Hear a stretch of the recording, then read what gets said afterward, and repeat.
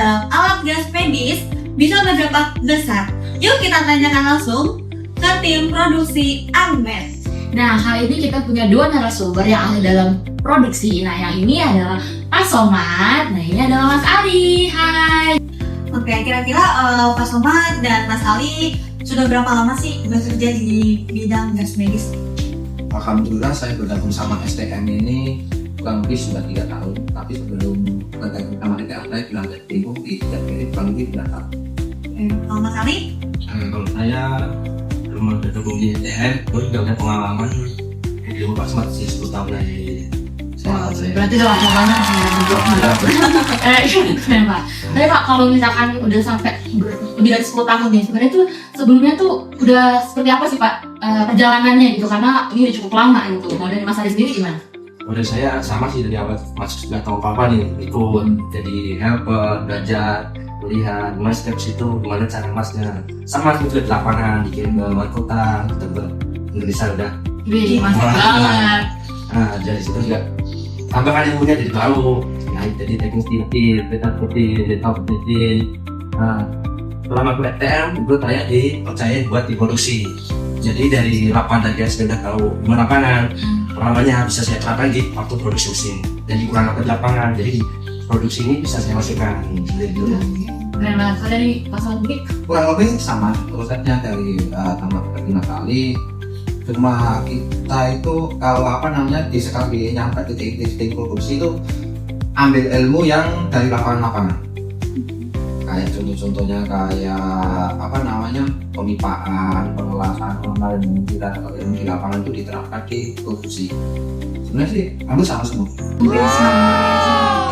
Oke, kali ini kita mau tanya-tanya langsung ke produk nih. Kita kan punya produk mesin kompresor. Nah, untuk satu mesin kompresor aja tuh biasanya tuh dibuatnya berapa lama sih Pak? Untuk kompresor kita maksimalin itu di 1 bulan. Kita maksimalin, kita besarin. Karena di kompresor ada step-stepnya. Dari awal tuh kita biasanya mendapatkan gambar dulu dari tim marketing atau tim engineeringnya. Ini ada gambar dari customer minta seperti ini. Dari situ kita analisa dulu kebutuhannya. Kita list kebutuhannya apa saja. Baru dari kebutuhan itu kita berikan ke tim kuda untuk proses kembali itu dikerjakan. Setelah barang itu sampai dibeli, diterima saya QC, kita sesuai dulu sama list kita list satu yang sesuai kita terima atau yang cacat reject kita kembalikan untuk dikerjakan kembali. Dari situ saya materialnya terserah Pak Somad untuk diproduksi sama di gambar tadi kita boleh Pak Somad nih gambarnya seperti ini, pokoknya seperti ini materialnya ini. Nah, Pak Somad mulai diproduksi. Oh gitu. Setelah itu dari saya cuma ikut mengontrolnya.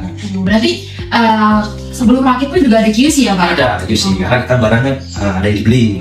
Jadi kalau kita langsung kerjakan, karena ada yang cacat, pas kita mau pasang barangnya cacat, itu memperwaktu lagi buat menukarnya. Kalau dari awal kita udah QC, ini cacat, selama kita produksi, kita ada spare untuk menerima barang yang baru tadi. Kita datang. Minimalisir resiko juga ya? Kalau kita dari awal nggak kembalikan, ada waktu dari mengembalikan tadinya itu. Nah, kalau dari Pak Somad sendiri, setelah udah diterima barang, itu selanjutnya gimana Pak? Kalau sudah barang semua sudah dicek dari Mas Ali kan udah lanjut ke produksi ke saya, itu pasti saya lihat bisa gambar dulu maunya seperti apa. Kadang kan ada customer yang mau beda-beda panjangnya kita itu biasanya kayak gitu. Nah kita cek dulu maunya seperti apa. Kalau sudah kita cek, kita mulai pemotongan gaji, kayak desainnya mesin di posisi mana, panel di posisi mana, kayak gitu. Sih sebenarnya simpel, tapi kadang ada kesalahan sedikit kan harus membuka ke belakang semua. Dan itu yang harus kita teliti. Sebenarnya cuma itu aja sih kalau proses diproduksi. Tapi kadang ada juga yang kalau ada 2 dryer atau 3 dryer itu pasti akan berbeda, lebih lama kan. Tapi kalau yang standarnya kita sih ya Satu bulan. Nah kalau itu tadi kan sebelum dirakit pun udah ada QC. Kalau setelahnya gimana Pak? Ada standar? Ada. Kita QC itu dari mulai awal produksi itu paling enggak 2-3 kali, bisa 4 kali. Karena kenapa? Kita desain seperti itu kan kalau sudah ke desain semua nih, udah mentah, biasanya belum dicat belum apa, kita udah didesain semua, udah dites, nggak ada kebocoran, nggak ada cacat, nggak ada apa, udah oke, tag aman, kita bubar lagi. Itu waktu itu proses QC 1 kali 24 jam. Tes aman, kita buka lagi buat pengecetan. Habis pengecetan kita rakit lagi, kita isi lagi. Oh, Oke. Tuh. Untuk pengecetan ini butuh berapa waktu, kayak misalnya atau berapa hari gitu? Kebetulan kalau mesin kan biasanya kan ada beberapa tipe mesin. Ada yang teknis 1000 liter, ada yang 500. Tapi yang paling besar kan 1000. Paling 1000 paling kita membutuhkan 1-2 hari. Kalau kondisi cuaca mendukung.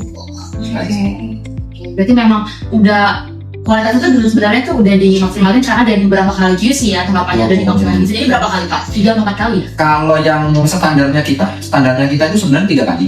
Tapi kan ada juga yang customer yang sebelum kirim dia mau kita QC. Oh, Jadi barang-barang isi barang-barang. Oh, bareng sama customer-nya Iya. datang ke sini ya? Kita isi barang sebelum barang itu kita kirim ke saya. Oke. Sebenarnya seperti itu. Tergantung permintaan customer sih. Saya Kita lanjut pertanyaannya ya. Kenapa sih pemasangan atau pembuatan alat gas medis ini harus sesuai SOP? Sebenarnya kalau alat gas medis pemasangan itu sebenarnya sudah ada standarnya dan Menkes. Kita aturan oleh standar Menkes, tapi kadang ada yang namanya orang rumah sakit, pihak rumah sakit itu orang mau minta beda sendiri. Nah, contohnya kayak kita mau pemasangan standar, kita ikuti standar Menkes, tapi kenyataannya dari pihak rumah sakit, pemilik rumah sakit, Pak nggak mau stikernya di sini itu nggak bagus Pak. Ada standarnya di situ.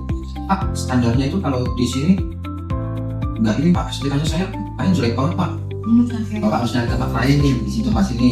Itu sebenarnya yang bikin itu terbalik lagi. Kita itu peraturan bisa dipatahkan oleh pemilik. Sama. Mungkin kalau dari Mas Ali, kenapa sih pemasangan atau pembuatan alat gas medis harus sesuai SOP? dari persoalan dari pemasangan, maksudnya di pembuatan produksi ini SOP itu sangat penting karena kalau sudah saya bilang sebelumnya kita diperhatikan contoh di kompresor SOP-nya ada QC di awal QC masa kalau itu gak dijalanin nanti harusnya di awal kalau ada reject berapa besar reject ya nanti ketahuannya bisa di waktu di pertengahan produksi.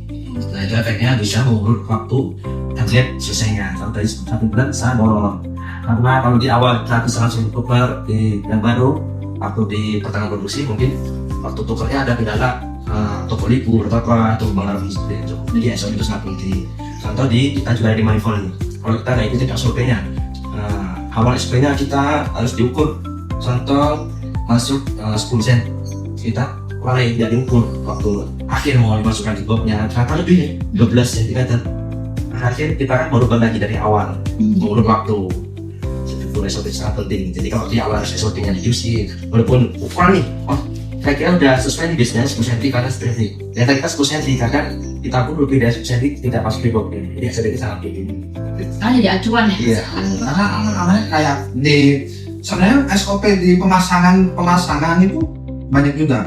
Kan ketinggian backjet itu kan SOP. Oh masuk juga ya Pak? Masuk ketinggian profile itu masuk semua. Karena kenapa? Kalau nggak pakai SOP kita masuk masang gadget yang penting dipasang gitu. Jelek banget pasti kan dia pasang gadget di atas kan Jauh banget gitu. itu ada standar juga. Kalau gadget kita kalau ngomong standarnya Pak, gadget itu tingginya berapa sih Pak? Gadget itu tingginya kalau as itu 150 itu as gadget. Kalau popal standarnya kalau buat gas itu kalau dari bawah 150 ke atas itu kalau di bawah 2 gas. Tapi kalau sudah di atas 2 gas 3 gas itu larinya ke bawah. Maksimal kalau 70 orang masih bisa berikan alarm larinya ke bawah seperti itu. Berarti SOP ini benar-benar sangat penting untuk di alat gas medis ya. Oke, pertanyaan selanjutnya nih Pak, dari semua produk bagian mana sih yang paling sulit diproduksi Pak? Sebenarnya kalau dari desain awal itu nggak ada yang tersulit, nggak ada kesulitan karena kita udah direncanakan dari awal itu pasti dimatangin semaksimal mungkin. Tapi kadang di tengah perjalanan atau baru mau mulai itu ada customer yang request dengan desain tertentu, itu yang kadang membuat kita agak sulit gitu loh. Sebenarnya sih kalau kita standarnya sih nggak ada yang sulit sih, tapi yang bikin sulit kadang permintaan customer aja. Request yang A, B, C, D gitu.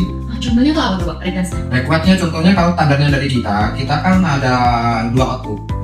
2 output itu 2 regulator, tapi kadang tiba-tiba katakan minta 3 output, ada tambahan, itu yang kita harus bisa lagi buat tambah. Terus tiba-tiba ada dryer, kita biasanya pakai tipe A, dia minta tipe B, pasti berbeda lagi output inputnya itu. Terus kalau ada, apalagi kalau dia mau minta 3 dryer, yang 2 refrigeran dan 1 desikan, itu akan dibentuk lagi pastinya. Tapi itu tetap bisa Pak kalau Bisa. mental-mental itu. Bisa, tapi mungkin cukup menambah waktu aja. Karena di luar bisa kita kan, jadi agak ini aja. Itulah jadi kesulitannya ya Pak ya. Kenapa pipa gas medis ini nggak boleh sembarangan nih Mas Ali? Alat kualitasnya juga ada diatur teman guys, dia harus pakai tembaga, tipenya B189 Yang L, jadi nggak bisa sembarang pipa, kalau tidak pakai PC nih nggak bisa besi, joko segala bisa. Saya juga bisa satu lagi stainless, tapi jarang dipakai karena dia atas sih. Dia butuh tembaga. Oh berarti untuk pipa ini khusus tembaga ya, tidak bisa yang lain ya? Iya, sama tembaga yang dipakai. Oke Pak Somad, setiap produksi itu kan pasti ada tantangan semuanya ya Pak Somadnya. Nah tantangan yang paling terbesar ini untuk produksi alat gas medis itu seperti apa? khususnya di produksi mesin ya. Iya. Sebenarnya sih kalau tantangan itu pasti ada. Tantangan itu pasti ada. Karena kenapa? Kita produksi barang-barang berat satu.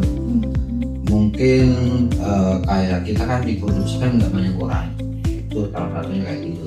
Sedangkan barang yang kita produksi, kalau lagi kita dapat produksi mesin besar itu mesin pasti besar. Itu kalau di tenaga paling tantangan berat mungkin di tenaga. Tapi ada yang berat lagi, kita di percepatan atau kita harus mempercepat dari time schedule. Itu yang paling berat. Karena kenapa? Kita udah ditargetkan kita dari keluar PU itu biasanya sebulan. 1 bulan kita berjalan, kita punya terkait, kalau ada masalah atau apa kita masih bisa memperbaiki. Itu sebenarnya di time schedule. Tapi sebenarnya boleh Pak kalau misalkan kayak kita udah nentuin tapi customer minta duluan itu boleh. Sih sebenarnya boleh-boleh aja, tapi dengan catatan kan biasanya harus konfirmasi dengan manajemen. Karena kenapa? Itu ntar ya apa namanya yang jadi beban terberatnya di produksi seperti itu kan. Kenapa? Kita udah ada jadwal nih 1 bulan ini, 1 bulan mesin A nih harus selesai, ke belakang ada mesin lagi harusnya. Tapi kenyataannya ini harus dipercepat nih, harus lebih cepat berapa minggu atau berapa gitu. Itu yang paling berat. Karena kenapa? Yang sudah dipikirkan sama kita, udah desain sama kita, itu tiba-tiba dirubah lagi, harus 2-3 kali lipat kita berpikir mempercepat mesin itu sih. Sebenarnya itu aja, ada perubahan-perubahan yang tantangan buat. Kayak tadi kan kata Pak Somad ini kan produksi itu minimal banget 1 bulan ya Pak ya. Sedangkan customer ini minta selalu 2 minggu. Itu cara jalan keluarnya seperti apa Pak? Sih banyak jalan keluar. Salah satunya kita percepatan. Yang harusnya kita selesai mungkin pulang kerja tambah jam aja sih, sebenarnya itu aja tambah jam. Kalau tambah jam masih kita nggak apa namanya belum selesai, mungkin salah jalan satu-satunya kita tambah SDM. Kita ambil dari proyek A atau B. Sebenarnya itu aja sih, simple. Yang jelas yang mempersulit itu kita percepatannya aja, jadi harus mikir ulang 2 kali. Perencanaannya beda lagi ya Pak. Berarti harus nambah orang juga dan lembur juga ya Pak ya. Oke, selanjutnya mau nanya, kalau untuk jadi sebuah produk yang bagus, sebenarnya tuh kesalahan-kesalahan seperti apa sih Mas yang harus dihindari gitu, kesalahan-kesalahan kecil?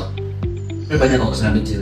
Balik lagi tadi karena ada SOP, kita nggak boleh keluar dari SOP itu. Kita ada kesalahan kecil, dikasih bocoran. Ada benda sekecil apapun itu harus diperbaiki. Jangan bilang ini cuma kecil.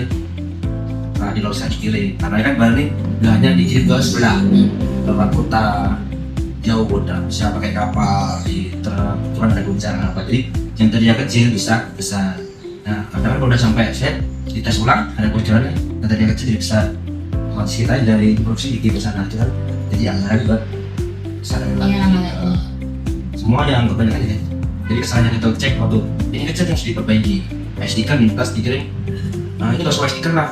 Nandaan, karena itu ketik, tentang persiapan motor. Atau 1 atau 2 stiker yang penting. Nah, waktu kita internet, data ada stiker ini waktu 1 mana 2 mana. Yang kita matiin 2, ternyata yang kita pegang itu tadi 1, sekarang internet ternyata dia itu. Dan malah saja bisa gitu. Tapi misalkan nih mas, kalau misalkan ternyata ada lolos nih suatu kesalahan itu gimana biasanya? Ya misalnya kita harus tanggung jawab. Dampaknya jadi di kita lagi ya. Kita Mas? kita tanggung jawab, jadinya kita buat harus ganti buat perbaikan misalnya. Maka kita harus hindari. Jadi kita harus ngikutin SOP itu tadi. Menurut Mas Ali dan Pak Somad, apa sih pengalaman yang paling berkesan selama bekerja di PTS 2 Teknik Badani dan berkecimpungan di gas medis? Saya Mungkin ini. Pak Somad, boleh. Kalau terkesan di gas medis itu banyak. Karena selama di gas medis ini, alhamdulillah saya bisa ngiringin Indonesia. Itu pengalaman yang luar biasa. Itu satu. Terus terkesannya pelajaran ini tidak ada di satu di sekolahan, nomor 2 kayak di kuliahan itu nggak ada. Otodidak aja kita. Pengalaman dari kesalahan-kesalahan di lapangan kita perbaiki. Jadi itu sih sebenarnya kalau di gas medis, karena di dunia gas medis tidak semua orang bisa menguasai. Tapi alhamdulillah saya ada di bagian itu, salah satunya mungkin ya bersyukurnya saya di situ. Oke, bisa keliling juga ya. Mungkin menurut Mas Ali seperti apa nih? Mungkin kalau dari masuk udah samanya tuh kan nggak kayak pelajaran sekolah kalau langsung di lapangan. Terus tadinya yang nggak tahu gas medis sama sekali tidak tahu jangan masyarakat tahunya gasnya oksigen, karena tuh banyak gas jadi tahu, jadi banyak ilmu yang kita dapat. Terus kayak mesin nih ada kompresor, tahunya orang kalau nggak tahu mesin kompresor sama kayak kompresor di pinggir jalan. Ternyata kan kompresor gas medis itu beda, spesial ya kompresornya itu. Mesin udara dapat di pakai di production mesin. Nah, intinya ya banyak ilmu yang didapat di gas medis. Oke, berarti banyak ilmu dan banyak pertemanan ya, karena kan sering keliling-keliling nih ke Indonesia gitu. Oke, terima kasih Pak Somad, Mas Ali atas Perbincangan dan ngobrol-ngobrolnya hari ini. Sama-sama. Oke, obrolan kita cukup sampai di sini. Makasih sudah dengerin sampai akhir. Terima kasih juga kepada narasumber yang sangat ahli dalam bidang khusus produksi, Pak Somad, Mas Ali. Terima kasih banyak. Sampai ketemu di podcast selanjutnya. Unmet selalu di depan.